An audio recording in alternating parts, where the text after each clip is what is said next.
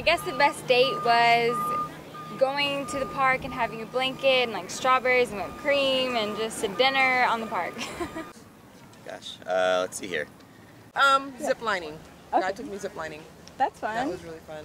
It's gonna sound awfully lame, but I guess the best date I've ever been on was walking a dog in a park in Columbus, Ohio. That's where I met my future wife.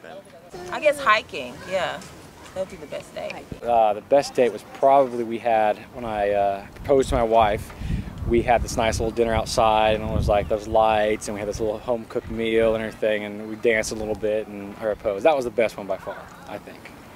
Went to Cinematographer Beach, the pier, walked around, then sat and had a bonfire.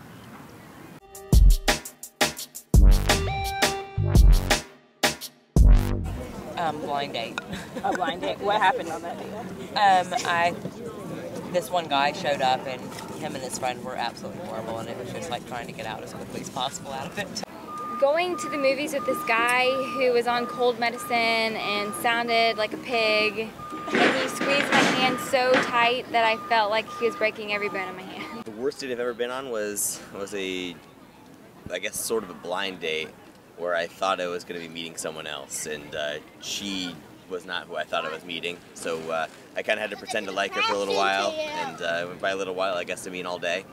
It was a big group dinner, and I played along nice for a little while, but she was just maybe the most awful human being I've ever been around in my life, and it was terrible. Having to climb out of a car window because his doors didn't open. Terrible. I went to a date to the aquarium, and that morning I woke up, I was really sick. I mean, I was just throwing up, but I wanted to go with her anyway, but we had to cut it short because I was in and out of the bathroom at the aquarium, and I was sick. It was an awful experience. My worst date was, he was sitting here, I was talking to him. He was not talking. He was not talking, he was looking everywhere. So, for sure, worst dating.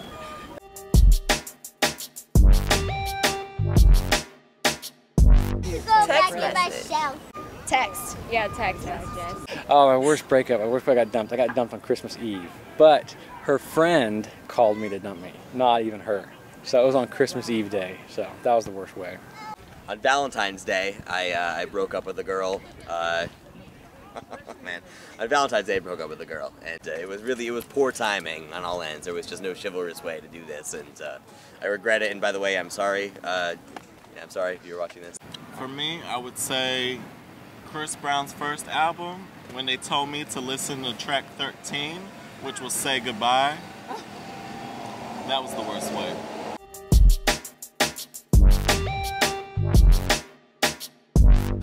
Somebody who's got a job, who's stable, something going in the future.